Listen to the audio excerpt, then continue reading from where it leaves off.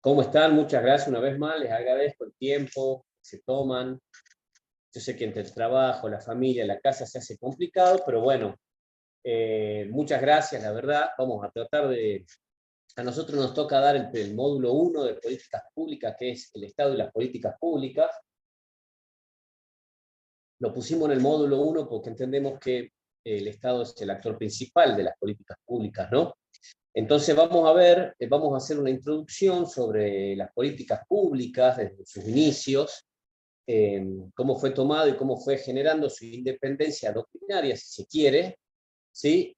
También vamos a ver la evolución histórica y obviamente, como el título del primer módulo lo dice, el Estado y las políticas públicas, vamos a ver también una evolución del Estado como entelequia creada por el hombre artificial, ¿sí? Y como les dije, como actor principal de las políticas públicas, es el que genera las políticas públicas, si bien muchas veces esa petición de actores, ¿sí? Como los sindicatos o los partidos políticos, el Estado es por excelencia el hacedor de políticas públicas.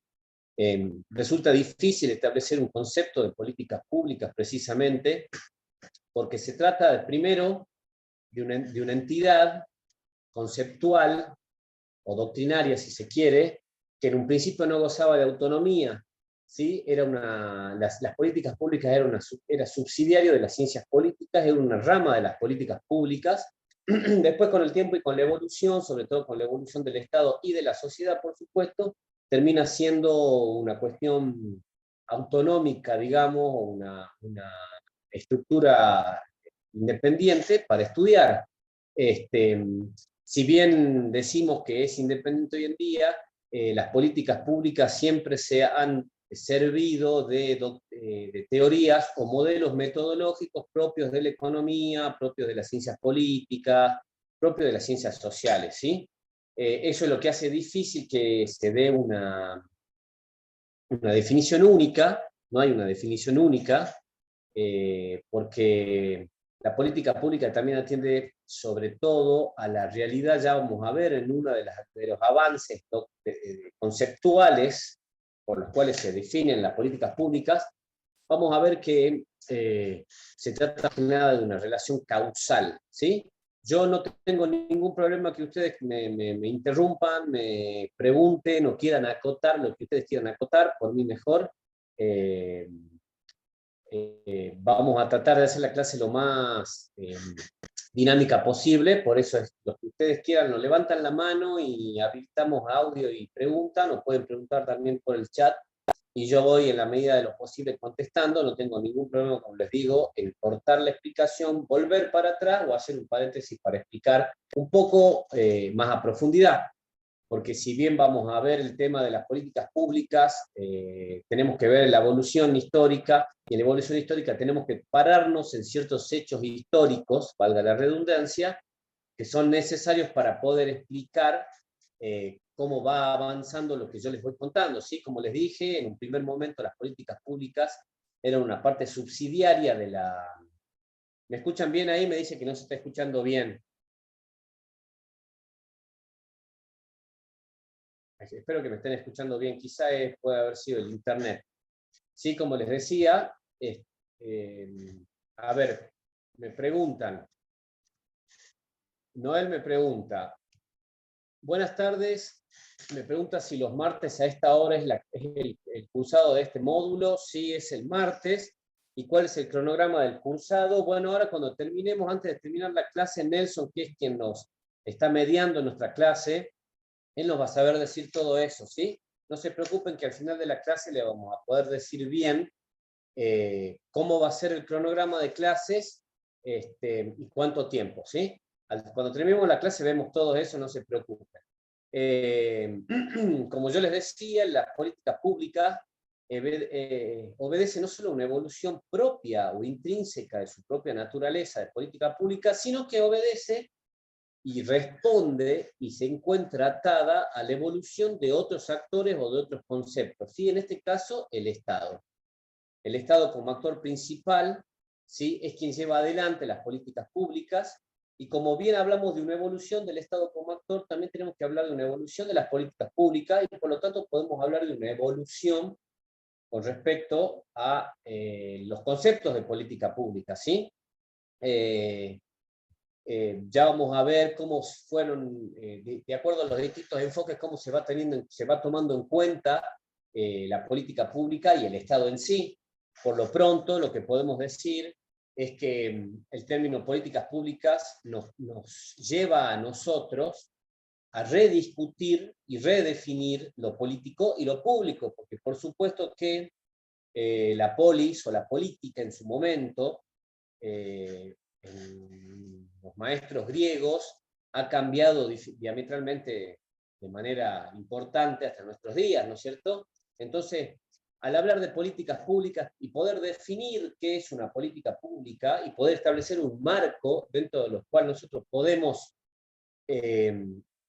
incluir a las políticas públicas, tenemos que redefinir lo que es político y lo que es público, ¿sí? Para tomar una definición, bueno, imagínense que definición de política, ya vamos a llegar también a un momento, ahora vamos a ver un poco, y la próxima clase vamos a ver más en detenimiento, el tema de las dimensiones de la política. Vamos a ver que la doctrina inglesa establece dimensiones de la política que nosotros no hacemos, y por lo tanto el término política en sí termina dando a confusiones, ¿sí? Porque en realidad, en el idioma español, en el ámbito de Latinoamérica, en muchos países de Europa también, la palabra política acepta muchos significados o muchas acepciones, ¿sí? Ya vamos a llegar ahí. Pero para empezar, para unificar y para partir de una base, entendemos que Max Weber, un sociólogo muy reconocido, es el que da una primera aproximación, una primera definición de lo que es la política, y entiende Max Weber que la política es la dirección o la influencia sobre la dirección de una asociación política, ¿sí? La cual se caracteriza por el control de la violencia física como un medio específico de dominación y de conclusión de sus objetivos. Vamos a analizar esta parte, ¿sí? Esta definición. Max Weber dice que la política es la influencia, es la dirección o la influencia sobre la dirección, ¿sí? ¿Por qué habla de la dirección o la influencia sobre la dirección? Porque vamos a ver más adelante que en realidad la política pública engloba una relación causal, ¿sí? ¿Qué significa causal? Que tiene una causa que la origina. Entienden los autores que esa causa que origina una política pública por parte del Estado a través de un gobierno es la demanda de los distintos actores políticos, ¿sí? Entonces, por eso nosotros cuando hablamos que la política puede ser la dirección o la influencia sobre la dirección, estamos englobando tanto el trabajo del Estado a través del gobierno, ¿sí? Es decir, la dirección, o la influencia de la dirección, que vendrían a ser los actores políticos que influencian o demandan al Estado ciertas circunstancias, ciertos objetivos, ciertos aspectos que se consideran vitales, ¿sí?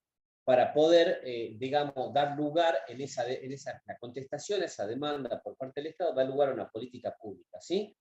Entonces, pero Max Weber inmediatamente dice que esa dirección va a ser realizada a través de una asociación política, ¿sí? La cual se caracteriza por el control de la violencia física como un medio específico de conseguir sus objetivos. ¿A qué se refiere con la violencia física? ¿Cómo puede ser que estemos hablando de política y en el medio estemos hablando de fuerza física o de violencia? En este caso, cuando Max Weber se refiere a la violencia, cuando los autores se refieren a la violencia, estamos hablando de la violencia legítima. Si se acuerdan, cuando nosotros estudiábamos la definición de Estado o los elementos de Estado en nuestra primaria o en la secundaria también, que decíamos que los tres partes constitutivas de un Estado eran territorio, población y poder. Bueno, el poder es entendido como el poder legítimo, el uso de la fuerza legítima a través de medios legítimos, como por ejemplo el uso de la fuerza policial o la fuerza militar, para el logro de sus objetivos, y de esta manera poder dar directrices o directivas que son obligatorias para las personas que viven en sociedad. ¿Se entiende? ¿Vamos bien? ¿Sí? Se corta el video, me dice, pero se está escuchando bien. Si se corta mucho el video, lo corto y yo sigo hablando, pero la idea sería que no, porque si no se torna aburrido ver una pantalla negra. ¿Sí? Entonces esa es la primera definición que podemos dar de política. Max Weber nos dice que la política es la dirección o la influencia en la dirección que toma una asociación política que se caracteriza por el control de la violencia física, de la violencia política legítima. ¿Sí? Yo uso a través de los medios que tiene el Estado la violencia física, a través de la policía, a través de... ¿sí? La violencia legítima, la violencia política legítima, el único que está autorizado a realizarla es precisamente el Estado. ¿Sí? Por eso es que nosotros no tenemos policía privada ni ejército privado, porque es solamente el Estado quien puede llevar adelante la violencia física legítima. ¿Sí? Bueno, eso es por un lado, digamos, una definición que puede llegar a términos de base, el término política, la que nos da Max Weber. Sin embargo, como les decía en un principio, evidentemente y por su propia naturaleza, el término política, la definición de política, es algo que ha ido evolucionando a través del tiempo y que necesariamente tiene que evolucionar conforme va, digamos, evolucionando las necesidades de la sociedad o la complejización de la sociedad. Ustedes, como saben, por ejemplo, los incas tenían en algunas regiones incas, en el imperio inca, tenían democracia directa. La democracia directa no es más que juntarse en una plaza y alzar la mano para votar. Un sistema hermoso cuando se tratan de comunidades o sociedades que tienen relativamente pocos integrantes. Ustedes imagínense, en cualquier país, no vamos a un país que tenga muchos habitantes, sino en cualquier país que tenga medianamente habitantes, resulta imposible la aplicación de la democracia directa. Entonces, explicando la política en ese momento, podíamos explicar de una manera, y explicándola ahora, la explicamos de otra manera, porque tiene un nivel de complejización, una profundidad en su complejidad, que digamos que hace necesario ir adaptando las estructuras y las redefiniciones, tanto de política como de política pública. ¿Sí? En su época, en la época de los griegos, ¿sí? Los padres de la democracia, ya teníamos varios autores que ya trataban de dar una definición de lo que era la política. Aristóteles hablaba de un animal político. ¿Sí?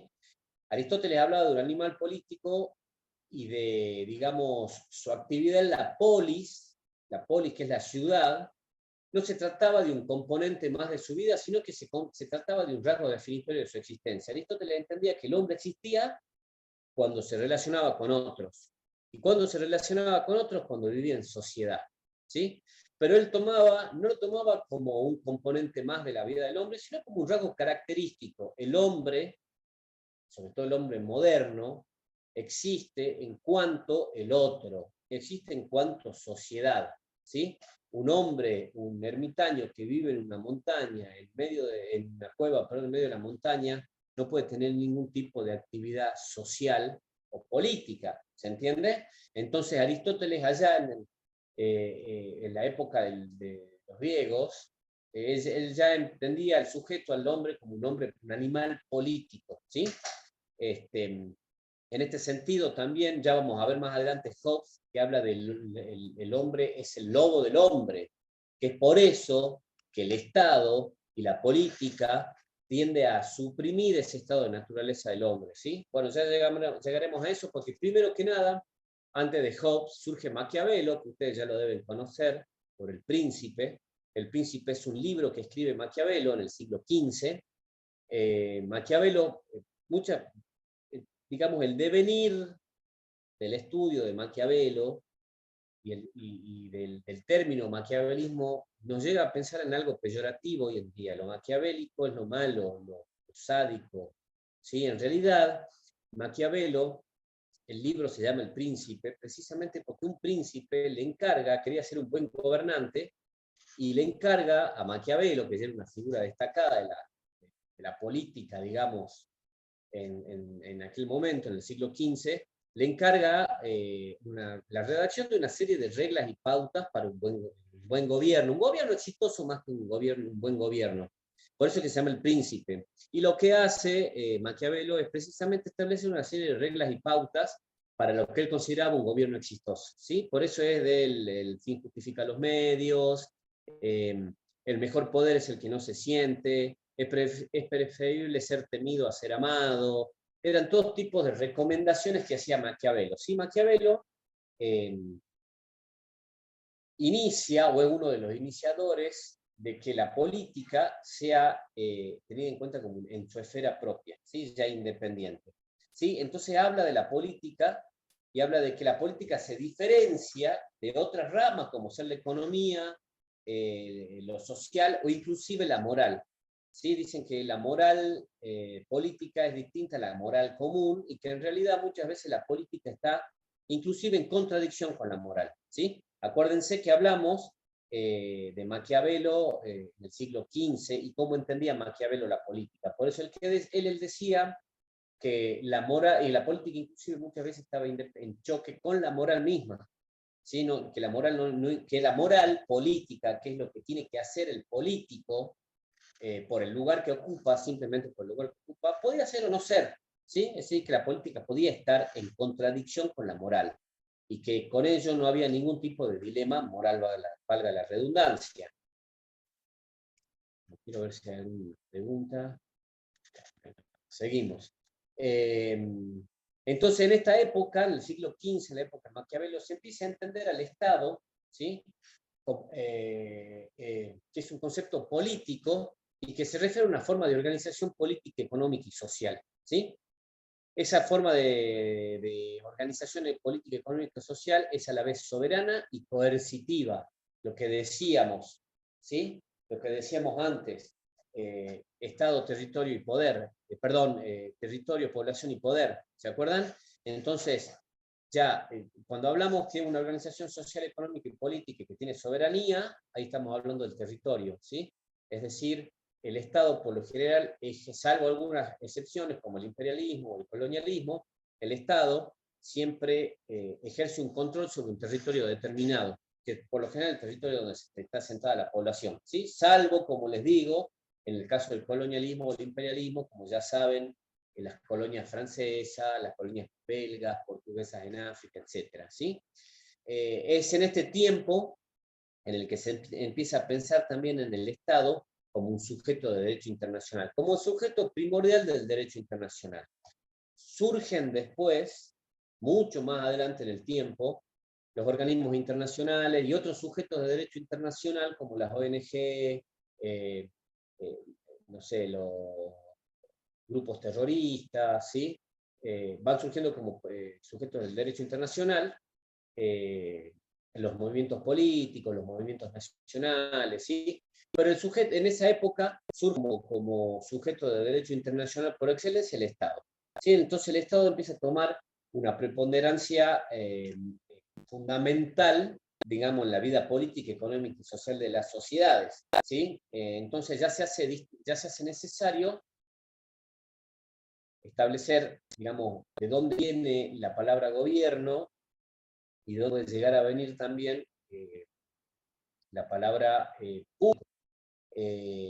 Los autores nos hablan de que la palabra gobierno o el gobierno nos hablan como el principal pilar del Estado. Siempre hay que hacer una distinción entre gobierno y Estado, no es lo mismo. El gobierno es el cerebro, el que manda, el que dirige, ¿sí? Pero el gobierno está transitoriamente a cargo del Estado. Y es el gobierno el que va a llevar adelante la administración, el que va a dirigir, va a controlar y va a administrar tanto sus instituciones como sus recursos, ¿sí?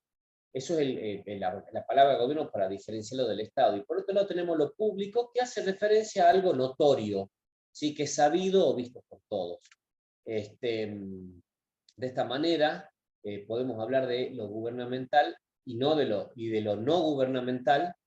Lo gubernamental lo entendemos como una acción perteneciente a gobernar, ¿sí? Todo lo que emana del gobierno, de las acciones y omisiones del gobierno, es lo gubernamental, y aquello que no es lo no gubernamental, que tiene que ver con lo político o tiene incidencia en lo político, pero no es gubernamental. como por ejemplo una ONG, una fundación, una asociación, un partido político, ¿sí? Un partido político es político, como su nombre lo indica, pero no es gubernamental, a menos que, de acuerdo a procedimientos institucionales, de acuerdo a procedimientos institucionales o institucionalmente establecidos de antemano, ese gobierno llega al poder de manera legítima. ¿Se entiende? ¿Sí? ¿Vamos bien hasta ahora? Yo quiero que vamos viendo las estructuras conceptuales de cada una de las unidades que vamos a estudiar para después hacer una referencia a la evolución histórica, tanto de las políticas públicas como del Estado. ¿Sí? Entonces, una vez que diferenciamos lo gubernamental de lo no gubernamental, cuando hablamos de gobierno y de Estado, cuando empezamos a hacer esas diferencias necesarias para poder entender el tema que estamos estudiando, ya podemos empezar a hablar de las características del Estado. ¿Qué características tiene el Estado? Obviamente de una manera muy simple les decía, porque era como veíamos en la primaria, que las características del Estado es territorio, población y poder. Todo Estado, para ser denominado como tal, tiene que tener un territorio, tiene que tener una población dentro de ese territorio y tiene que tener un poder, ¿sí? Un territorio que delimite la jurisdicción de autoridad de ese Estado, el Estado que sea la autoridad que dirige, administra, los recursos humanos, políticos, económicos, sociales, financieros, etcétera, etcétera, y un poder, que era lo que nos decía Max Weber cuando nos hablaba del monopolio de la violencia legítima, ¿sí? Yo como Estado tengo que tener el monopolio de la violencia legítima de manera tal que yo pueda hacer cumplir a la ciudadanía las directivas que uno da, ¿sí? Que el propio gobierno da, ¿sí? Entonces ya dirigir al Estado es tener poder para tomar las decisiones obligatorias y vinculantes para la sociedad. Obligatorias y vinculantes. ¿Vinculante qué significa? Precisamente que es obligatorio, ¿sí? Cuando un dictamen es vinculante, eso significa que el dictamen me obliga a mí a hacer tal cosa, ¿sí? Si no fuera vinculante sería una recomendación. En este caso, el Estado, dirigir el Estado es tener el poder para tomar las decisiones y las acciones obligatorias, ¿sí? Y vinculantes para los miembros de una sociedad. Entonces ahí, como yo les decía, volvemos al término del uso de la violencia política legítima, ¿sí? Que es nada más que el poder coercitivo del Estado. Ya vamos a ver cómo van, otros autores hablan del Estado despótico, ya vamos a llegar a eso. Entonces podemos decir que el Estado es una acción política, es una asociación política, perdón, que en un determinado territorio monopoliza precisamente la violencia política, ¿sí? Expropiando de esa violencia política a otras entidades o asociaciones que anteriormente sí la tenían, como por ejemplo la iglesia o distintos estamentos como el militar, ¿sí? En algún momento el poder político estuvo en manos de los militares y en algún momento el poder político estuvo en manos de la iglesia hace mucho tiempo, en la Edad Media, ¿sí? Ya vamos a llegar a eso también y vamos a ver cómo se va dando la secularización del poder también, que es un proceso que se dio y que da lugar al Estado como lo conocemos hoy, o al inicio del Estado como lo conocemos hoy, ¿sí? Entonces ahí llegamos a un punto en donde un autor, Michael Mann, ¿sí? Él da un concepto superador del Estado, y él es el que habla del poder despótico del Estado. ¿Se acuerdan cuando vimos en el colegio, vimos el despotismo ilustrado, el poder absoluto de los reyes, el poder absoluto de los papas, ¿sí? Como el señor feudal tenía el poder absoluto no solamente sobre las cosas, sino también sobre sus siervos, o toda persona que estaba dentro de su feudo, ¿sí? Bueno, eso ya vamos a llegar también, esos reinados, o ese poder despótico real, luego, digamos, sucumbe ante las revoluciones burguesas de 1700 y 1800, del siglo XVIII, ¿sí? Entre cuales la primera y principal que se cuenta es la Revolución Francesa. Esas revoluciones cuentan con la característica única de ser revoluciones burguesas, no son revoluciones de izquierda ni revoluciones del pueblo, ya vamos a llegar a eso. ¿Sí? Por lo pronto, Michael Mann, este autor, nos habla del poder despótico del Estado, que es la capacidad ni más ni menos de tomar decisiones sin requerir el acuerdo de otro, ¿sí? el Estado toma ciertas decisiones sin requerir el acuerdo de otros. Es el poder despótico del que habla Michael Mann, ¿sí? Por eso dice despótico. El Estado toma decisiones que por su superestructura y por su naturaleza no tiene que pedir o no necesita el acuerdo de otros, ¿sí?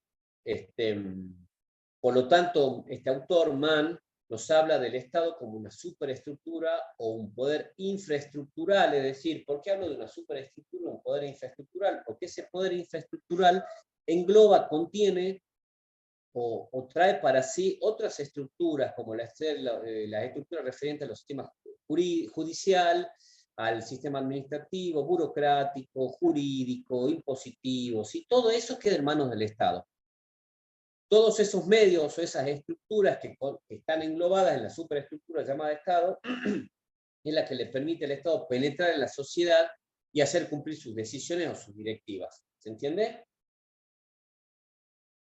Esto surge, digamos, de pensamientos y de escuelas que se fueron dando a lo largo de la evolución de la humanidad y a lo largo de la evolución de las ciencias políticas y de las políticas públicas.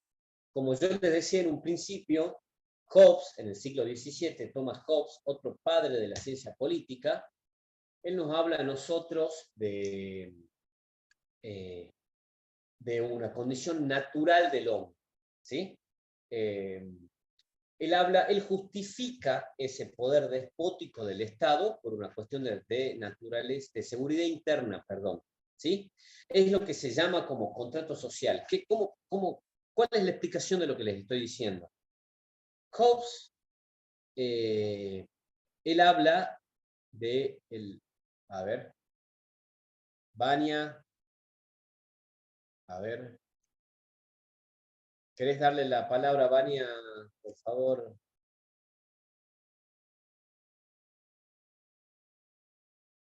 A ver.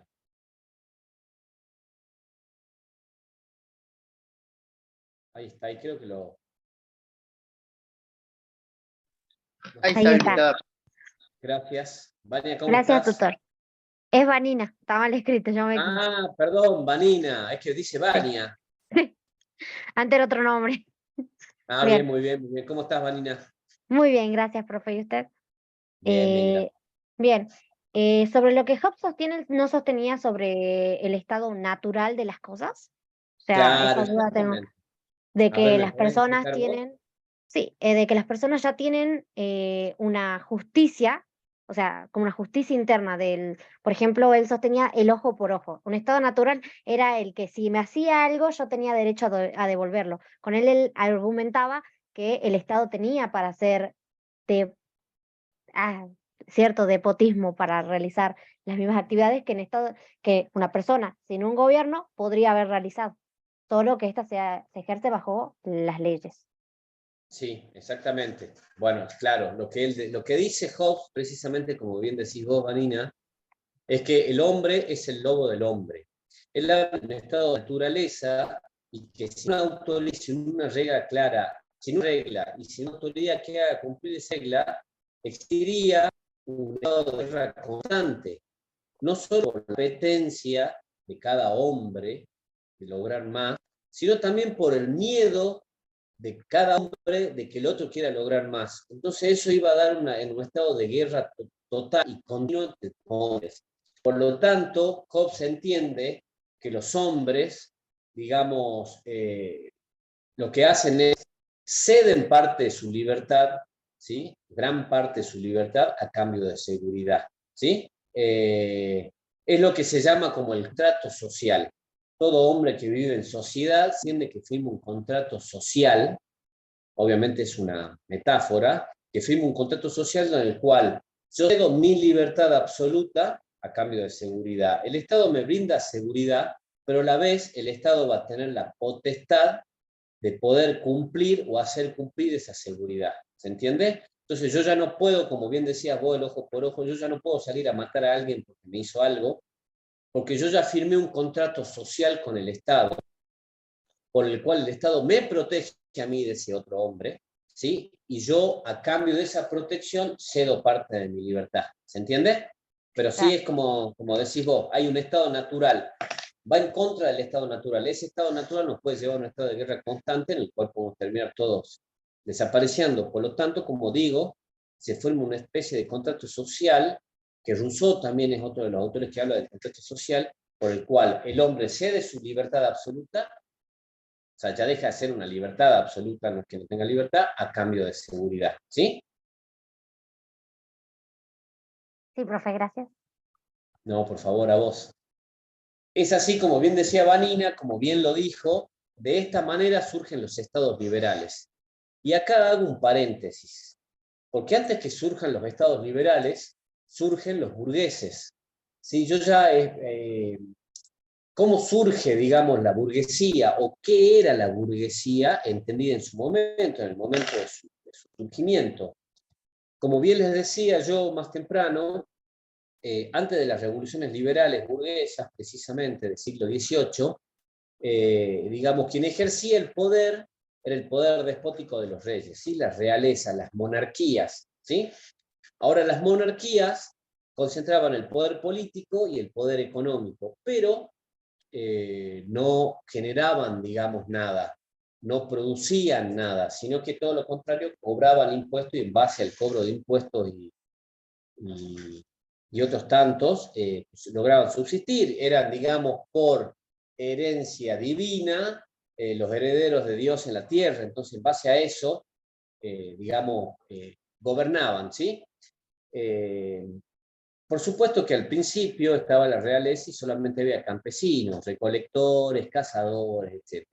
Pero con el surgir del comercio y del mercado, ¿sí? Se empieza a dar un estrato social, conocido como los burgueses precisamente, que no eran esclavos, no eran siervos porque no pertenecían a ningún feudo, y se empiezan a establecer al costado de los reinados. ¿Se acuerdan? Vieron, todo el mundo vimos películas de aquellas épocas cuando estaba el castillo, y por fuera del castillo había un montón de chozas y casas y casitas de madera donde había gente que vivía por fuera del castillo. Esos eran los burgueses. Los burgueses se establecen como artesanos, comerciantes, ¿sí? Como yo les digo, como no eran campesinos, no pertenecían a ningún feudo, pero tampoco eran de la realeza. Con el tiempo, y con el devenir y la evolución del mercado, ¿sí? Y del comercio, ese poder económico que antes tenían los reyes o la realeza se empieza a diseminar. Entonces la burguesía ya empieza a tener mayor poder económico que los reyes, que la realeza, y de ahí surge los burgueses en principio piensan: ¿por qué yo tengo que seguir pagando impuestos a gente que no me da nada, no produce nada y solamente tiene un poder político, que ese poder político en definitiva termina siendo una ilusión? Y de ahí surgen las revoluciones francesas, las revoluciones burguesas, perdón, de la cual la revolución francesa es la más conocida. Estas revoluciones tuvieron como fin, digamos, tomar el poder político y lograr una mayor independencia y autonomía por parte de la burguesía. Este proceso revolucionario dio lugar a una contrarrevolución y una contrarrevolución de la contrarrevolución, y el surgimiento absoluto del Estado liberal como lo conocemos hoy. ¿Se entiende? Entonces, digamos, ese Estado liberal como surge, ¿sí? Significa que hay una mayor dispersión del poder económico, como les decía, ¿sí? Entonces, con el surgimiento del Estado liberal, favorecido precisamente por la evolución del comercio y del mercado, este Estado liberal ejerce o pone en práctica, o crea y pone en práctica una serie de mecanismos institucionales que establecen límites al poder divino o al poder absoluto de los gobernantes. ¿Qué es lo que surge después de la Revolución Francesa? Como yo les había dicho en un principio, estos esquemas o estos pequeños mecanismos que ajustan y que ponen límites al poder absoluto de los gobernantes no es ni más ni menos que el constitucionalismo, la división de poderes. La división de poderes entendida como un juego de resortes que ponen más o menos presión, digamos, entre los distintos estamentos, entre las distintas autoridades, que permiten o prohíben en todo caso que el poder se centre en uno solo. ¿Sí? ¿Vamos bien? Ese es el nacimiento del Estado liberal, como lo conocemos en su momento. Después surgen otras corrientes, ¿sí? Después surgen otras corrientes que también explican el estado de su posición. Una de ellas, de las más conocidas, es el marxismo, ¿sí? El marxismo entiende que el Estado tiene un papel preponderante dentro de la vida económica y social y política, ¿sí?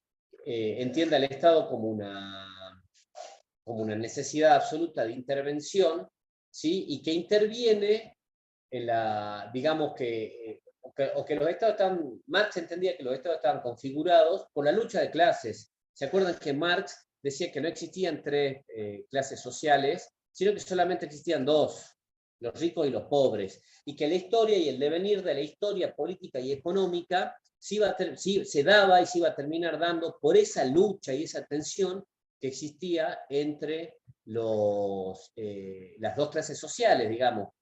Marx decía que este devenir o esta evolución iba a llegar a un momento en que no iba a existir clases sociales, ¿sí? Pero él entendía que el Estado era el reflejo, ¿sí? O era quien, digamos, administraba esa tensión entre las dos clases sociales, y que, para lo que servía básicamente el Estado era para mantener y ampliar los procesos de producción, o los modos de producción. O sea, él dice que en definitiva la historia de la humanidad es la historia económica, ¿sí? Y que los medios de producción pertenecen siempre a los mismos, al mismo sector, a la misma posición social, ¿sí? Y que la historia en definitiva es el resumen de esa lucha entre ambos, ¿sí? Y en ese medio él entendía que el Estado estaba transversalmente atravesado por esa lucha de clases. ¿Se entiende lo del marxismo? No quedó ninguna duda, siempre es un poco más complicado de explicar el marxismo, pero como acá no estamos hablando del marxismo, sino que estamos hablando precisamente del Estado, quería que veamos un poco el marxismo, pero más que nada el marxismo cómo entiende al Estado, ¿sí? Ya vamos a ver cómo llegamos a Keynes también. A través del marxismo y con el devenir del tiempo surge el estado de bienestar. Yo me imagino que ustedes han escuchado mucho el estado del bienestar a lo largo de su vida, porque es algo que nos toca muy cerca en Latinoamérica, a través de la CEPAL o de organismos internacionales como la CEPAL precisamente, o el Parlamento Latinoamericano. ¿Sí? El estado de bienestar surge después de Marx, precisamente. Miren lo que es, en realidad surge después de Marx, pero surge en Alemania, cuando el Otto von Bismarck comprende que tenía que implementar un seguro social que, digamos, que contenga a todas las demandas de la clase trabajadora referidas a aspectos sociales, de salud, económico, etc. El estado de bienestar surge en Alemania en el siglo XIX, cuando precisamente von Bismarck, comprende que para poder, digamos, canalizar y moderar porque recuerden que con el marxismo surge la clase obrera, porque también con el marxismo, junto con el marxismo, se da la revolución industrial en Inglaterra, lo que configura o lo que lleva a cabo una migración muy fuerte del campo a la ciudad, lo que lleva a que en la ciudad se den condiciones de hacinamiento de los trabajadores, condiciones insalubres, jornadas laborales muy extensas, no existían los derechos sociales, no existían los derechos de los trabajadores, ni los derechos de los trabajadores, ¿sí? Entonces, pero sí surge el movimiento obrero como demanda de sus necesidades e intereses, ¿sí? Entonces, el primero que comprende eso es von Bismarck, que da inicio al estado de bienestar. El Estado no ya solo como algo que, digamos, como había dicho el marxismo, que era quien estaba atravesado por la lucha de clase, o que solamente el Estado servía para perpetuar los modos de producción, sino como un medio para lograr un bienestar mayor de la ciudad, sobre todo de las clases obreras, ¿sí? Es von Bismarck el que implementa un seguro social en Alemania. Pero después en distintos países empiezan a aparecer también otras medidas similares que tienden que lo que hacía era tender a garantizar los niveles mínimos de ingreso, de alimentación, de salud, de educación, de viviendas, ¿sí? Esto sobre todo digamos, tiene un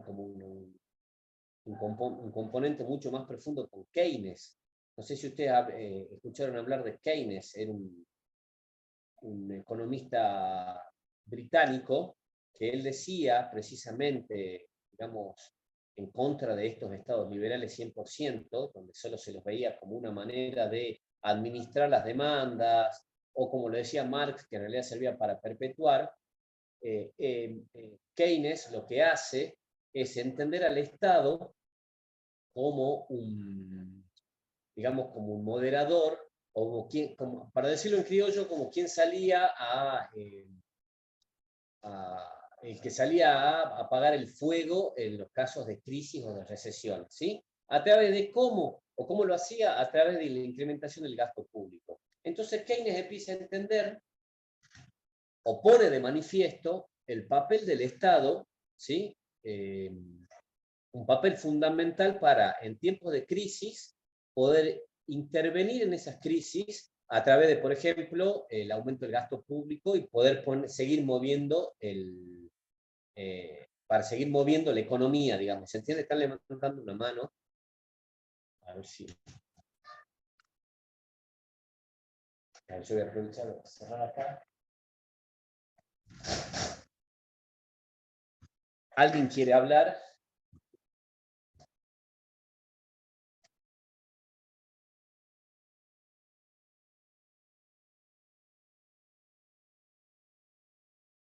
No sé si quieren hablar.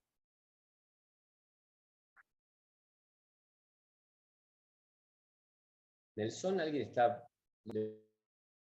Si no, ahí está. Sí, tienen habilitados los micrófonos. Muchas gracias.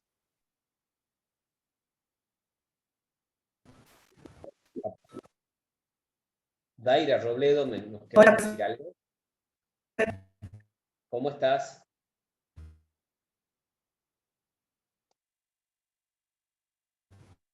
Bueno, No se escucha. Sí, ahí se te escucha medio entrecortado. que te gusta hablando, yo trabajaba Te escucho entrecortado. No sé si vos nos escuchás bien o si vos querés. en las Fuerzas Armadas en Argentina.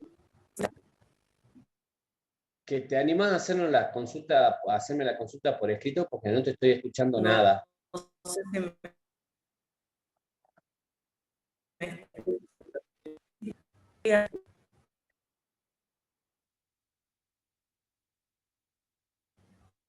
no sé si No, se te está entrecortando.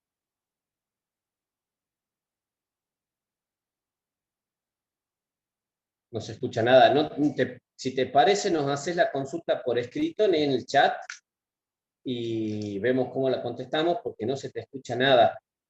Y no es el video porque tenés el video apagado, capaz que tu conexión está medio floja.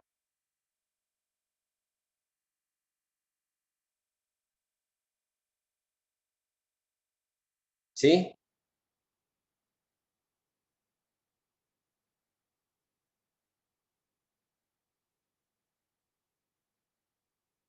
Bueno, Daira, si querés, no se te escucha nada, pero si vos querés, lo que podemos hacer es hacer la consulta por escrito. Me preguntan cómo marcamos la asistencia, ahora Nelson nos dice, pero creo que va por el chat la asistencia. Sí, bueno, seguimos, porque lamentablemente no se le escuchaba a la compañera. ¿Sí? Como yo les decía, bueno, viene acá una compañera, también habla de Keynes. Micaela nos dice, no, perdón, Micaela no, sino Lourdes nos dice, Keynes destaca la intervención del Estado en las obras públicas. Claro, lo que dice Keynes es precisamente que no tenemos que entender al papel del Estado, limitarlo, digamos, solamente como un administrador de las demandas de los grupos políticos o de los grupos de intereses, sino que tenemos que entender que el Estado, en tiempos de crisis financiera, en tiempos de recesiones, puede tomar un papel mucho más activo y, digamos, poner en funcionamiento nuevamente la economía a través del incremento del gasto público. ¿Sí? Eso es básicamente lo que dice Keynes. Y entonces se entiende que está, digamos, eso le pone un plus a lo que veníamos hablando del estado de bienestar. ¿Por qué les digo esto? Porque de acuerdo a otras orientaciones o entendimientos del Estado, digamos, orientaciones o conceptos del Estado se entendían, otras escuelas se entendían otras cuestiones del Estado, como por ejemplo el pluralismo. El pluralismo es una escuela que entendía que el Estado, lo entendía el Estado como una caja negra, la caja negra del avión. ¿Sí? Lo que hacía el Estado simplemente recibía las demandas, ¿sí? Las procesaba, por decirlo de alguna manera, y generaba política a partir de esas propias demandas, ¿sí? Y esa generación de políticas tenía que generar un equilibrio entre los distintos actores o sectores de interés que pedían por que generaban esas demandas, ¿se entiende? O sea que para el pluralismo, el Estado no es más que una caja que lo único que hace es recibir demandas de grupos de la sociedad, digerirlas, digamos, transferirlas, digerirlas, y de ahí contestar o suplir o cumplir con esas demandas, y con eso genera un equilibrio entre los distintos grupos, ¿sí? Entonces, digamos, una reducía el papel del Estado. ¿Sí? A ver alguien más nos está levantando la mano de nuevo. A ver, Aira, de nuevo, a ver si te escucha ahora.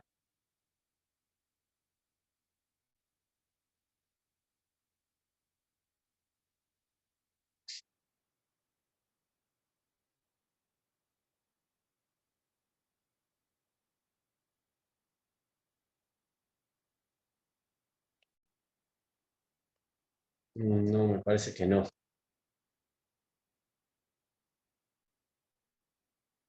Bueno, entonces se entiende, por eso Keynes o el estado del bienestar viene a ser una respuesta de todas estas concepciones del Estado. El Estado no es una mera caja negra que lo único que hace es recibir y digamos, transformar y digerir las demandas para poder dar satisfacción a la sociedad.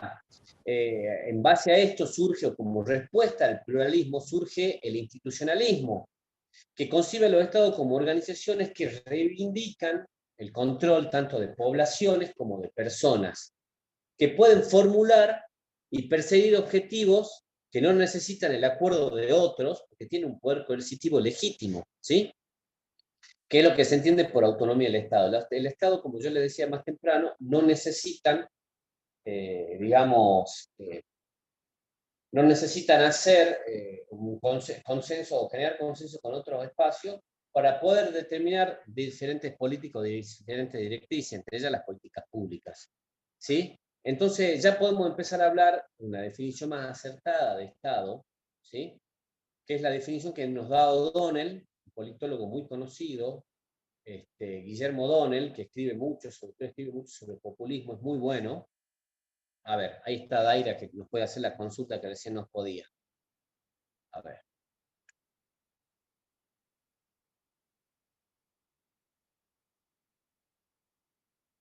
Mi consulta es sobre el tema que usted da, se trata sobre las pesquisas del Estado, que si no me equivoco es el poder de investigación en Argentina.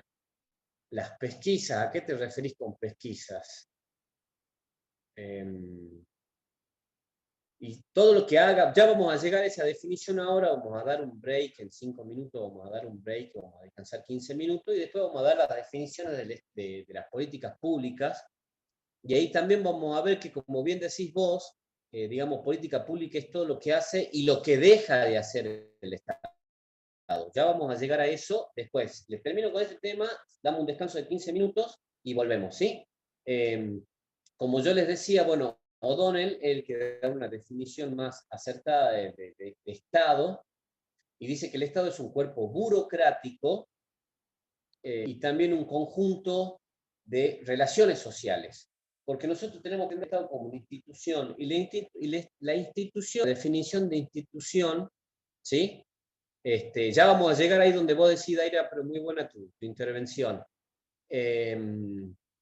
Como les digo, cuando nosotros pensemos en institución, no pensemos en institución en un edificio, ¿sí?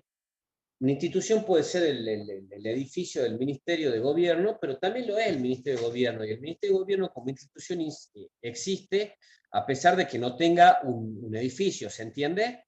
Entonces nosotros tenemos que entender que la definición más acertada que podemos dar de institución es que la institución no es más ni menos que un hecho social continuado, ¿se entiende? Por eso nosotros también hablamos de la familia como una institución, ¿sí? yo hablo de la familia es una institución y yo no tengo un edificio donde yo voy a ver a la familia. ¿Se entiende? Entonces, tenemos que entender que la definición de instituciones no es ni más ni menos que un hecho social continuado. Entonces, O'Donnell nos dice que el Estado es un cuerpo burocrático representado por los diferentes estamentos, Ministerio de Gobierno, Ministerio de Salud, no sé, el Poder Legislativo, el Poder Judicial, ¿sí? Pero también es un conjunto de relaciones sociales, ¿sí? Que ese Estado, dice O'Donnell, refuerza y expresa coactivamente. ¿Qué significa que refuerza y expresa coactivamente? Que lo va encauzando a través de ciertos mecanismos, ¿sí? Dice O'Donnell, para ello el Estado apela a otra de sus dimensiones constitutivas, que es un sistema legal. ¿Se acuerdan que habíamos visto que el Estado era una superestructura que englobaba otras estructuras, que podían ser la jurídica, o la judicial, la burocrática, la económica, la política? Bueno, una de esas dimensiones no es ni más ni menos que el sistema legal. El Estado, ¿qué hace? Crea un sistema legal que nos va a decir a nosotros por dónde tienen que ir esas relaciones sociales, ¿se entiende? Es lo que nosotros conocemos como Estado de Derecho. No es que el Estado es despótico porque se le ocurre mañana que los pelados no salgamos a la calle, entonces porque vamos a terminar presos, sino que hay un marco legal para que encauzar esas relaciones sociales que se dan dentro del Estado, el Estado se sirve de otra dimensión constitutiva creada por él, que es el sistema legal. Es el famoso Estado de Derecho. El Estado de Derecho significa que por sobre la ley no existe nada, ni inclusive el gobierno ni la autoridad. La autoridad máxima es la ley. Ahora, dentro de la ley tenemos la pirámide de Kelsen, que es la que habla de los distintos niveles de las leyes. No es lo mismo una ordenanza que una ley, no es lo mismo una ley que la Constitución Nacional, ¿se entiende? Pero esto nos dice O'Donnell para determinar qué es el Estado de Derecho. El Estado no es despótico. El Estado no se maneja por capricho o por motivaciones, sino que el Estado se maneja en base a qué? A un Estado de Derecho, a unas reglas establecidas previamente, el sistema legal, ¿sí? Entonces podemos decir que, en definitiva, el Estado, así como lo planteó O'Donnell, es un conglomerado o un conjunto de diferentes instituciones, ¿sí? Instituciones, como ya les dije, un hecho social continuado. Es un conjunto de esas instituciones más que un cuerpo homogéneo o uniforme, ¿sí? Entonces el Estado se constituye de esta manera en un espacio en el que chocan contradictoriamente diferentes posiciones, diferentes grupos de poder o diferentes intereses, diferentes relaciones sociales, ¿se entiende? ¿Vamos bien? Miren, ¿qué les parece si hacemos un descanso de 10, 15 minutos para que tomen agua, para que vayan al baño, para que descansen un poco de mí y volvemos en 15 minutos? ¿Les parece? ¿Te parece, Nelson? Perfecto, sería a las 17:20 que A las volvamos. 17, a las 17:20 nos vemos acá, ¿sí? Gracias, Nelson. Gracias, Nelson. Muchas gracias. Bien.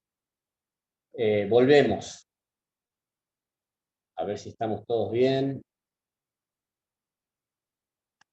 Quiero ver si hay alguien en el chat. No hay nada. Seguimos bien entonces. Una vez que vimos el tema de la evolución histórica, tanto de la política, el término política como del Estado, podemos empezar a hacer una aproximación o intentar una aproximación, más que hacer una aproximación, a lo que es el concepto de políticas públicas, ¿sí?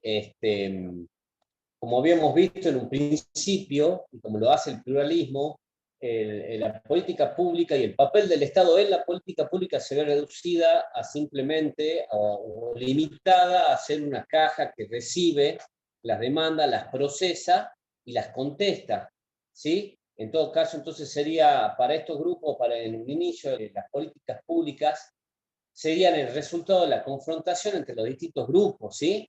Implicados en estos procesos en donde hay, digamos, relacionamiento social, ¿sí? Entonces, en un primer momento se entendía que la política pública no era ni más ni menos que el resultado una concepción limitada, digamos, de las confrontaciones entre los distintos grupos de interés. Digamos, es aquellos grupos que solicitan o demandan, el Estado las recibe como caja negra, las procesa y contesta. Entonces la política pública no sería ni más ni menos que el resultado de esa confrontación entre los diferentes grupos y la relación que tiene con el Estado. ¿Sí? Como vemos, digamos, es una definición acotada, que no llega a englobar, digamos, todo lo que es el Estado y lo que son las políticas públicas dentro del Estado. ¿Sí? Entonces, por supuesto esto, como yo les decía en un principio, esta definición tiene que ver con el papel que tiene el Estado en un principio, allá el nacimiento de los Estados liberales, ¿sí? Con el surgimiento del estado de bienestar y con, digamos, un resurgimiento acentuado luego de la Segunda Guerra, en el periodo de posguerra de la Segunda Guerra Mundial, digamos, el Estado toma otra característica y toma otra preponderancia, otro papel, y por lo tanto, digamos, y el estado de bienestar precisamente el que hace que se dé una multiplicación de estas políticas públicas o de programas relacionados al bienestar de la sociedad, ¿sí? Entonces eso también genera ese nuevo rol del Estado, ese nuevo entender las políticas públicas y este periodo de resurgimiento de las políticas públicas del Estado luego de la Segunda Guerra Mundial, en el periodo de posguerra, hace necesario un control más riguroso o un interés por conocer de una manera más rigurosa lo que es el funcionamiento de las políticas públicas, ¿se entiende? Ya no es una simple caja. El Estado, ya empezamos a hablar de un concepto de estado de bienestar y por lo tanto la política pública o el término, el concepto de política pública también tiende a cambiar, ¿sí? La política pública ya no solamente es el resultado de esa confrontación entre los distintos grupos de interés o grupos políticos, sino que, digamos, esa reestructuración de la función del Estado, la multiplicación de los programas sociales o políticas públicas, hace que haya un interés por conocer de una manera más rigurosa el funcionamiento de esas políticas públicas o el funcionamiento del Estado a través de las políticas públicas, ¿se entiende? Entonces, de esta manera, las políticas públicas cobran otro sentido, otra importancia, y se sirven de otras, como yo les dije en un principio, de nuevas perspectivas y nuevas metodologías, de nuevas teorías metodológicas o fórmulas metodológicas que derivan tanto de las ciencias políticas, como de la economía, ¿sí? Como de la sociología inclusive. Entonces eso hace que las políticas públicas incorporen todo ese tipo de nuevas metodologías, ¿sí? Entonces ya podemos empezar a hablar de un origen diverso, tanto del Estado como de las políticas públicas. Por supuesto, esta nueva manera de abarcar las políticas públicas con la mayor complejidad va a necesitar, digamos, va a necesitar un modo de entender o de estudiar esa complejidad de una manera más profunda, ¿se entiende? El objetivo se persigue, digamos, analizando la relevancia y la complejidad propia de las políticas públicas. Ya no se entiende la política pública como un hecho aislado, sino que se entiende la política pública como un conjunto o como un eslabón dentro de una serie de cadenas. Ya cuando lleguemos a las características de la política pública vamos a ver eso, porque también tengan en cuenta que las políticas públicas en un primer momento eran entendidas como tales, digamos, como hechos aislados, y en realidad detrás de cada política pública hay un programa. En módulos posteriores ustedes van a ver lo que es el árbol de problemas, y es una manera muy dinámica y entretenida de analizar políticas públicas. El árbol de problemas es ni más ni menos, digamos, que es la figura de un árbol, es un esquema conceptual, por el cual nosotros vamos, en cada rama, en cada brazo de esos árboles, vamos viendo cuáles son las implicancias o los problemas que pueden dar lugar a la implementación de una política pública. Les doy un ejemplo. Las ciclovías de la Belgrano, por ejemplo. ¿Sí? Por supuesto que antes de elaborar una política pública referida a el ejercicio físico, a tratar de descomprimir el tráfico vehicular en el centro salteño, en el macrocentro salteño. Les aseguro que antes de determinar, digamos, poner las ciclovías ahí, se hizo un árbol de problemas por los cuales se fueron dando como rama de un árbol todos los problemas que podían surgir con la implementación de una política pública, como por ejemplo el malestar de los frentistas, las personas que estacionan, los negocios que están de ese lado, de la ciclovía, etcétera, etcétera. ¿Sí? Estos mapas conceptuales, por supuesto, como yo le digo, van evolucionando, y los conceptos o la definición de política pública también va evolucionando, porque precisamente, como yo les decía, política pública engloba mucho más lo que es política pública. La política pública uno tiene que tener en cuenta un montón de cosas, entre ellas no solo el Estado, sino los actores políticos que demandan y que dan lugar a esa política pública, ¿sí? Entonces,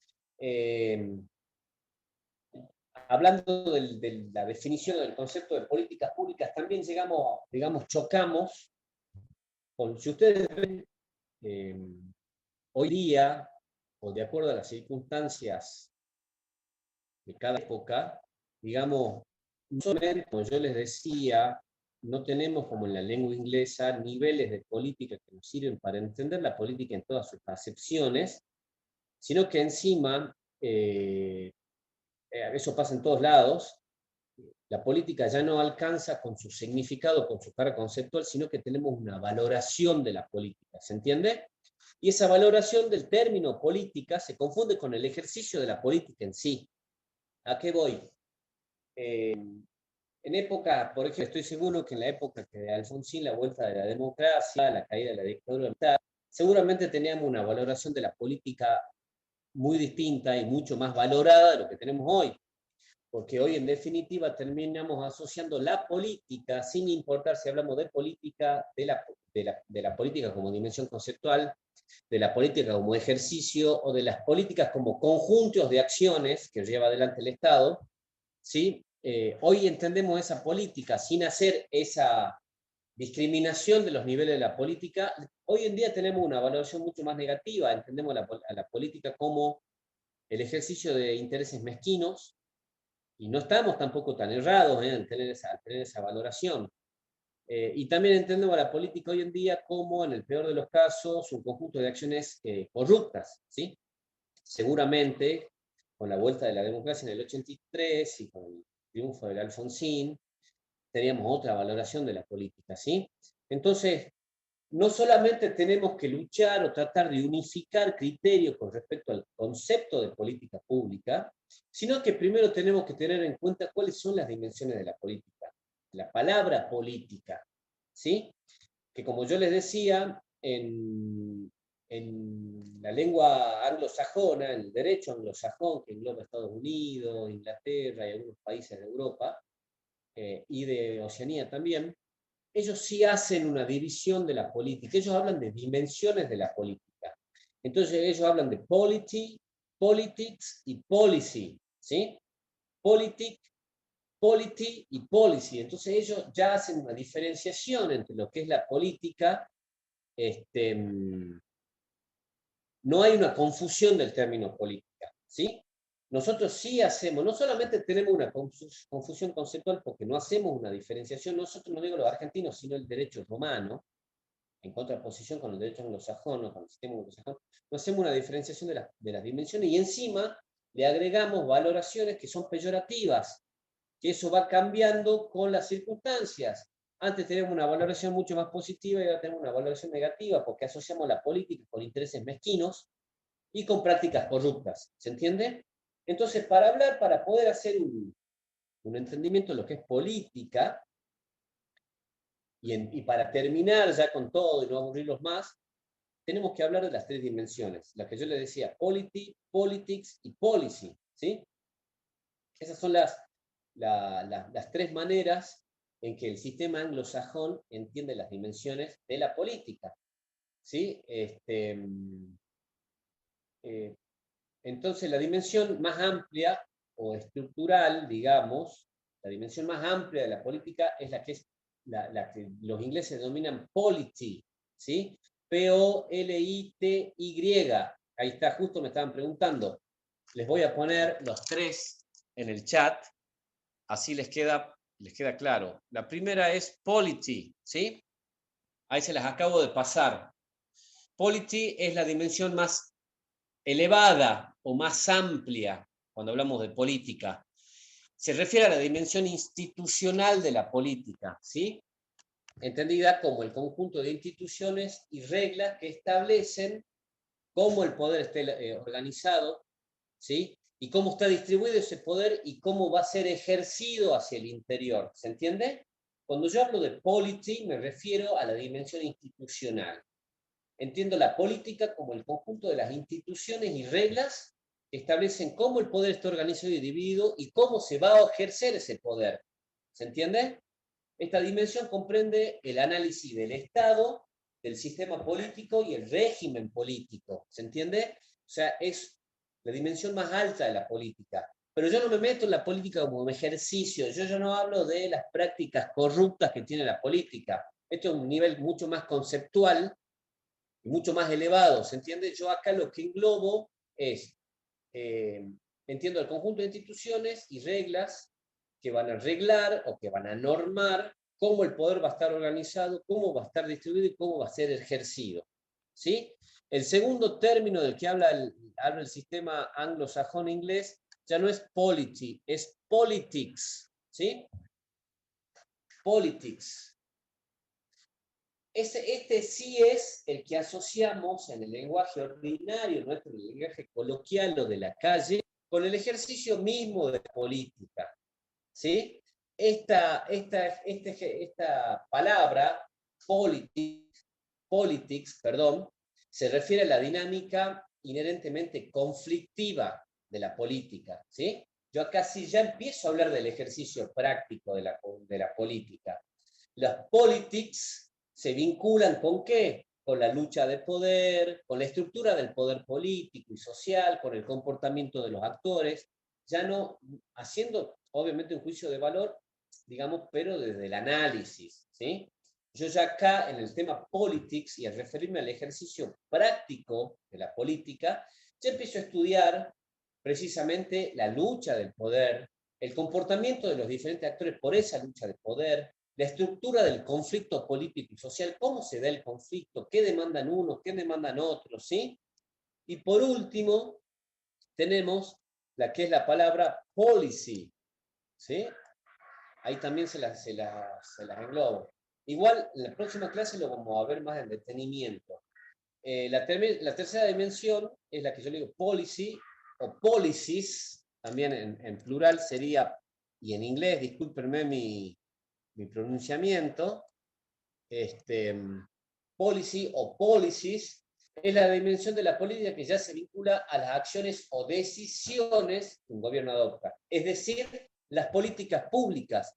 Es decir, que nosotros ya siendo esa dimensión, cuando hablemos de política, y más cuando hablemos de política pública, yo no voy a hablar del ejercicio del poder, no voy a hablar del comportamiento de los actores políticos, no voy a hablar del choque de intereses ni de la estructura conflictiva de las relaciones políticas. Tampoco voy a hablar de la superestructura, no voy a hablar, digamos, de la dimensión institucional, no voy a hablar de cómo está distribuido el poder, de cómo se tiene que ejercer el poder, ¿sí? Sino que yo más que nada voy a hablar de las acciones o decisiones que toma un gobierno, es decir, de las cuando yo hablo de políticas públicas, hablo traspolando lo que dice el sistema inglés a nosotros, hablo de policy o policies. ¿Se entiende? Eso es cuando yo hablo de políticas públicas. Si ustedes quieren, organizamos una clase y discutimos del ejercicio del poder, discutimos cómo se estructura un sistema político, cómo se da la relación de poder, ¿sí? Pero en este momento, cuando nosotros hablamos de políticas públicas, no vamos a hablar de nada de eso, sino que vamos a hablar de policy o policies, es decir, las acciones o decisiones que toma el gobierno, es decir, las políticas públicas, y que esas decisiones están orientadas a la resolución de aquellos problemas que la sociedad o los actores políticos nos presentan, ¿sí? Entonces ahí empezamos a ver, ahí hecha esta aclaración, ya podemos hablar un poco del concepto, ¿sí?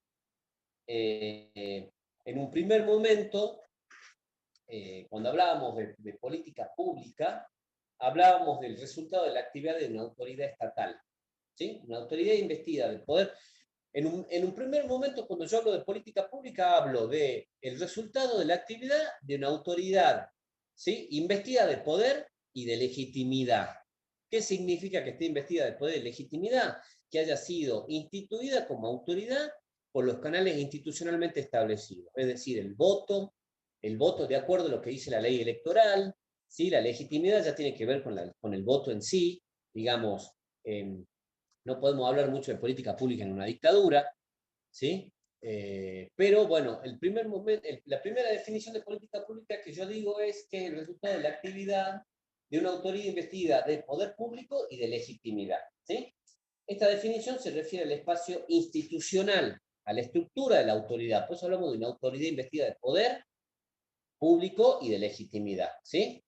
Es decir, que esta definición se limita simplemente al aspecto institucional, a la estructura de la autoridad de la cual va a surgir la política pública y a la vez le da, digamos, su legitimidad de origen. Es lo que yo le decía, no podemos hablar de política pública de una dictadura, sino sí de una autoridad legalmente constituida y con legitimidad. ¿Se va entendiendo? ¿Me van siguiendo? Vamos bien, ¿sí? Obviamente que es el gobierno o las autoridades que, digamos, transitoriamente ocupan la autoridad, ¿sí? Por los canales institucionalmente establecidos. Entonces, sin embargo, digamos, para complementar esa definición de política pública, que pone el acento en el aspecto institucional o la estructura de la autoridad, también se señala la política bajo la forma de un conjunto de prácticas y normas. Esto es importante que lo tengan en cuenta. La política pública se va a originar en un conjunto de prácticas y normas. ¿Por qué hablo de prácticas y normas? Porque hablo de los canales oficiales e informales para generar política pública. Cuando yo hablo de normas, canales oficiales, es el Estado a través de una de sus estructuras que genera la política pública. Y cuando yo hablo de prácticas, estos son los actores políticos los que generan o los que demandan una política pública. Por supuesto que yo como ciudadano independiente individual no puedo generar una política pública, pero sí lo puedo hacer sí lo puedo hacer pero de una manera excepcional. Pero los canales para que yo lo pueda hacer es a través de los partidos políticos, los sindicatos, los gremios, las asociaciones civiles, las fundaciones. ¿Se entiende? Por eso es que también la definición engloba, digamos, que la política pública se va a presentar bajo la forma de una norma y de una práctica, porque no solamente el Estado el que genera, en última instancia el que genera la política pública, pero muchas veces esa política pública es requerida a demanda de un sector de la sociedad. Entonces también hablamos del conjunto de normas y prácticas, porque muchas veces esa práctica da lugar a una costumbre y esa costumbre da lugar a una política pública. ¿Se entiende? Déjenme pensar un ejemplo de lo que les acabo de decir, porque ustedes van a entender que la política pública en definitiva va a ser diferente en un pueblo costero de Costa Rica a lo que puede ser una política pública en Jujuy, ¿se entiende? Por eso es que hablamos de un conjunto de prácticas. Ese conjunto de prácticas de un cierto tipo que va a dar un hecho social continuado, va a dar lugar a una política pública. ¿Se entiende? Las políticas públicas tienen que ver con un montón de circunstancias, ¿sí? Y ese montón de circunstancias tienen que estar englobadas en la política pública teniendo en cuenta lo que yo les acabo de decir. Es por eso que hablamos de prácticas y de normas, ¿sí? Después surge otro autor que es Day, en 1995, y dice que la definición que yo les acabo de dar es una definición incompleta. Y le agrega, o sea, dice que no está mal, pero que está incompleta. Y le agrega la definición a que yo les acabo de decir, que a través de un conjunto de prácticas y normas, le agrega que una política pública es todo lo que los estados hacen o dejan de hacer. ¿Se entiende? Política pública no es solamente lo que el Estado decide hacer a través de la autoridad del gobierno, sino que también política pública es todo aquello que deja de hacer, ¿sí? el ejemplo más claro de política pública que yo les puedo dar ahora es el gobierno de Bolsonaro. ¿Se acuerdan durante la pandemia? ¿O se acuerdan cuando Bolsonaro salió a decir que era simplemente una gripiña, que era una gripe simple, una gripecita que no hacía nada? La falta de política pública, es decir, la inacción del gobierno de Bolsonaro a través del Estado brasilero, hizo que Brasil sea un país con una enorme cantidad de muertes por COVID. ¿Se entiende?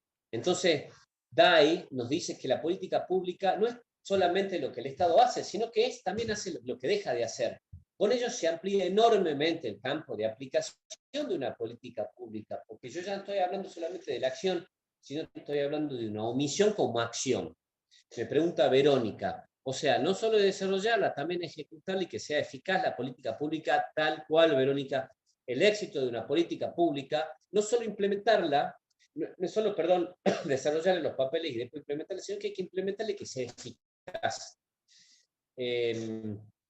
Una política que podría tener que ver con la política pública hoy en día sería, por ejemplo, la ley de alquileres que sacó el gobierno de Alberto Fernández, se acuerdan, hace unos años.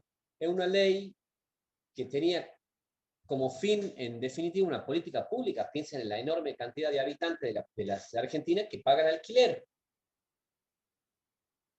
Entonces, la ley de alquileres fue sancionada para responder a la demanda de un cierto sector de la sociedad, en este caso los inquilinos. Ahora, fue de tal manera tan mal implementada y tan mal concebida que ahora están viendo de sacarla por decreto y volver a la ley anterior, ¿se entiende? O sea, es por eso que más adelante ustedes van a ver el árbol de problemas. Yo cuando decido realizar o implementar, ejecutar y desarrollar una política pública, tengo que tener en cuenta un montón de cosas. Porque por más buena voluntad que yo tenga, si yo no la implemento de manera eficaz, como bien dice la compañera, si no la implemento de manera eficaz, va a ser un rotundo fracaso que va a hacer volver todo para atrás. Y eso es, digamos, es rotundamente negativo, es peyorativamente negativo, no solamente por el hecho de, digamos, el costo político que el gobierno va a terminar pagando, sino porque encima es retroceder las cosas y es involucionar en la materia, ¿se entiende? Así que como bien decía la compañera, como bien decía Verónica, no solo es desarrollarla, no solo es pensarla, sino que hay que ejecutarla, aplicarla y que esa aplicación y esa ejecución sea eficaz. ¿Se entiende? Por eso es que Dai dice que una política pública no solamente es lo que el Estado hace, sino que es lo que el Estado deja de hacer.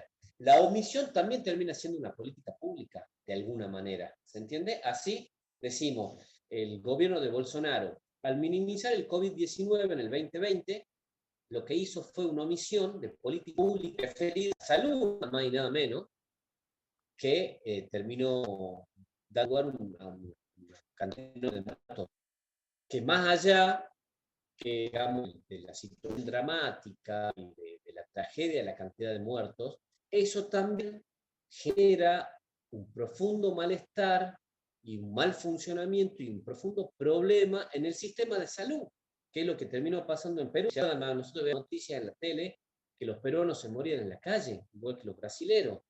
Eso da lugar a un problema de salud pública, ¿se entiende? Entonces, tenemos que pensar la política pública en todos los aspectos. En ese caso, por la inacción del gobierno de Bolsonaro, hubo una cantidad enorme de muertos en Brasil. Me dice, pero eso siempre se dijo sería provisorio en la ley de alquileres. Pero es una ley que salía a través de una política pública, que fue un rotundo fracaso. ¿Sí? Dice Sandra, las políticas públicas deben continuar en beneficio de la comunidad, no depender de una gestión de gobierno. Claro, exactamente. Debería existir un consenso entre los diferentes partidos políticos y actores políticos sobre una política pública. Lo que pasa, digamos que en muchos aspectos de esa política pública hay consensos, en otros no, como por ejemplo en la ciclovía. ¿Sí? Entonces, habría que establecer, por eso la definición, la importancia de definir la política pública, porque ya vamos a ver un poquito más adelante que tampoco hay una regla clara de lo que nos dice qué es política pública y qué no. Entonces, en ese mar de incertidumbre tenemos que nosotros definir lo que es una política pública, porque además de esa política pública, ya vamos a ver la tercera definición, que es la que termina complementando las otras dos, se relaciona, digamos, surge de una relación causal. Hay una demanda hay una demanda por parte de actores de la sociedad que tienen que ser contestadas por la autoridad, el Estado a través del gobierno, ¿sí? Entonces, bueno, DAI lo que hace, digamos, ampliar enormemente el campo de aplicación de las políticas públicas, pues ya no solamente habla de la acción, sino de la inacción como acción, ¿sí?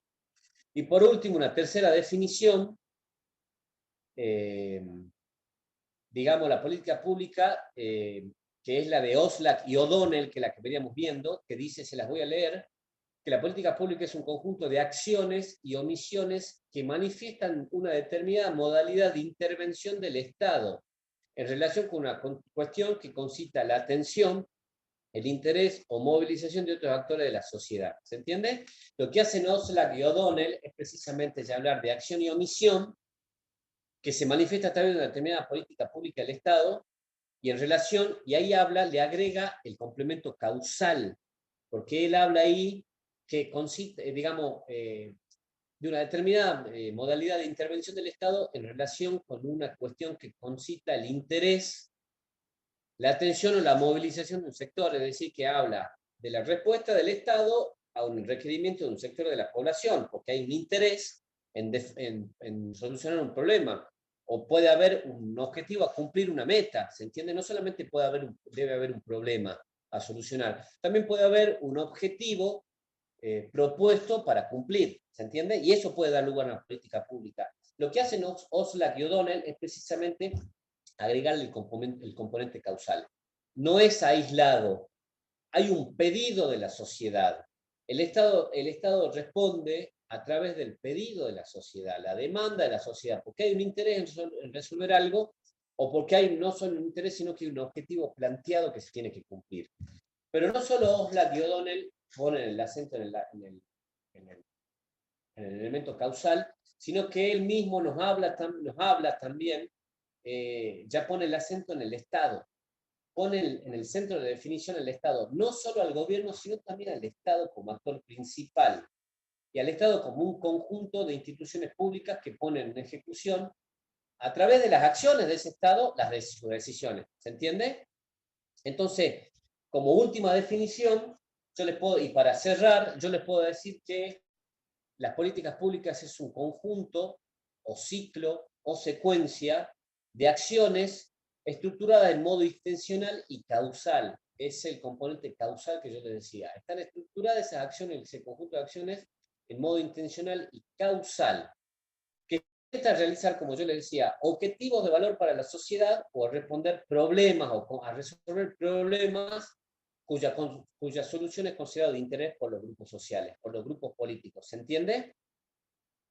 Para cerrar y por último, lo que tenemos que tener en cuenta son los elementos que tiene que tener una política pública. Nosotros, para poder determinar si estamos delante de una política pública o no, según ciertos autores, tiene que tener los siguientes elementos, ¿sí? Estos son los componentes que caracterizan una política pública. Primero que nada, un contenido, ¿sí? Cuando yo hablo del contenido, hablo de recursos. Toda política pública tiene un recurso, uno u otro, o varios, o todos. Recurso político, recurso económico, recurso humano, recurso social, recurso financiero, ¿sí? Toda política tiene que tener un contenido. Si la política no tiene un contenido, no soluciona ningún tipo de problema. Otra cuestión es que tiene que tener un programa, que es lo que decía recién la compañera, bien.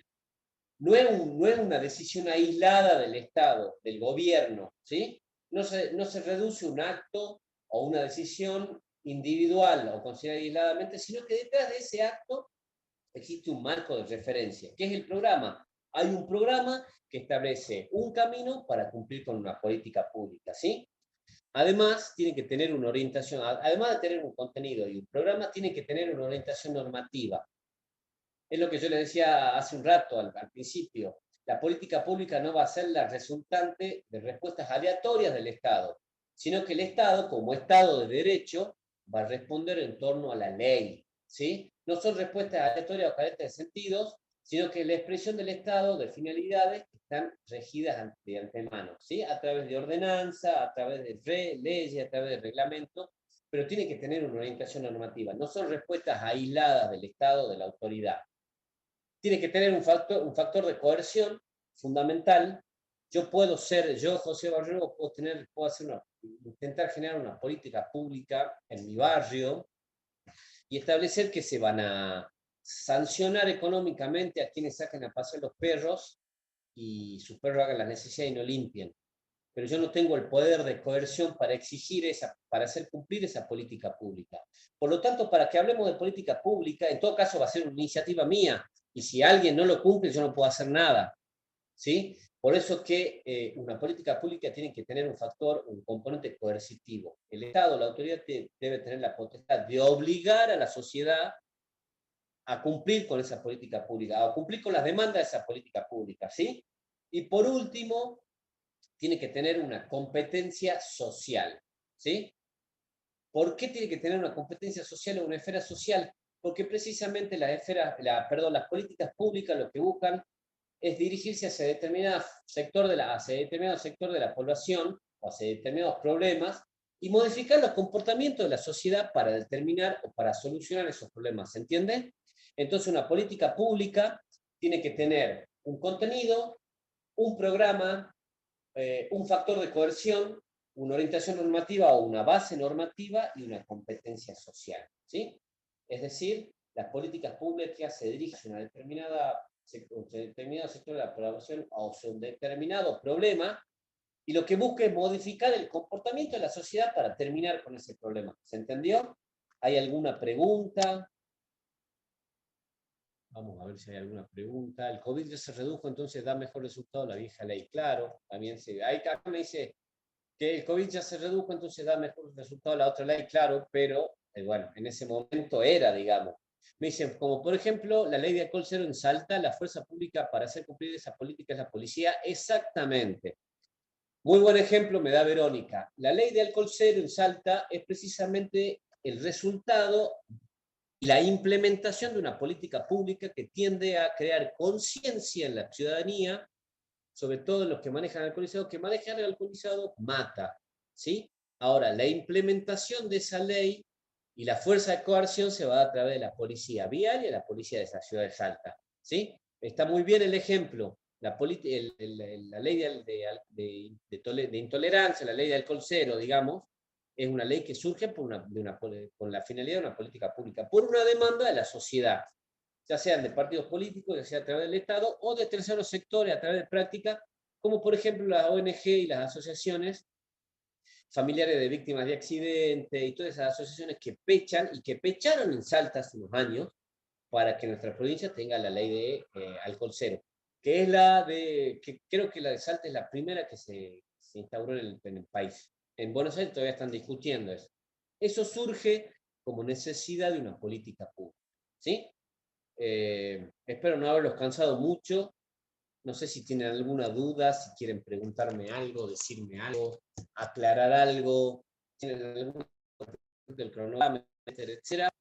Yo por mi parte he terminado el módulo de hoy y creo que nos vemos en 15 días.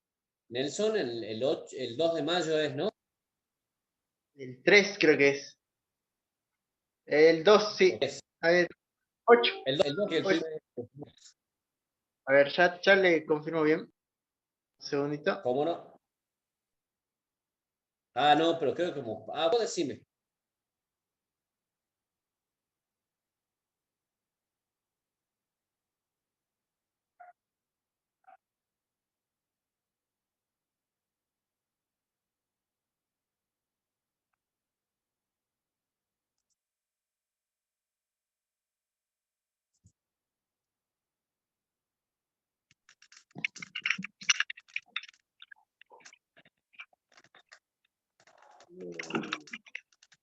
El martes 9 de mayo sería la próxima clase, el próximo taller. 9 del 5. El martes 9, claro, porque hemos tenido que pasar un día, una semana, es verdad. El martes 9 entonces nos volvemos a encontrar y ahí vamos a hablar ya de ciencias políticas, vamos a ahondar en las dimensiones de la política, ¿sí? Vamos a hablar de ciencias políticas y política pública, y ya vamos a empezar a englobar o a relacionar los conceptos que nos interesan, ¿sí? Muchísimas gracias a ustedes por el tiempo, por la paciencia y la capacidad para sentarse a escucharme, sobre todo, y nada, nos vemos en 15 días, en el mismo horario, 16 horas, 16 a 18, ¿sí? Yo por mi parte, una vez más, les agradezco, estoy para lo que lleguen a necesitar, creo que la mayoría tienen mail, pero si no, los voy a poner acá. Miren, ahí me están preguntando por el material. Yo para realizar esta primera clase, yo les di en el material, está subido un PowerPoint, ¿sí? Que habla de precisamente, a ver, déjenme que lo tengo por acá. El PowerPoint es Introducción a las Políticas Públicas, ¿sí? Y después hay también otro texto que ya es un PDF, que es Introducción a las Políticas Públicas de la UNAJ, que es la Universidad Arturo Jauretche. Yo de ahí saqué los temas con que les di hoy, ¿sí? Yo ahora les voy a pasar mi mail y cualquier cosa que necesiten, dudas, consultas y lo que ustedes quieran, me escriben ese mail, ¿sí? A ver. Bueno, lo paso cortado. Vámonos.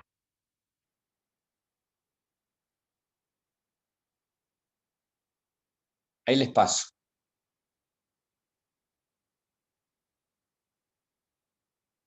Gmail.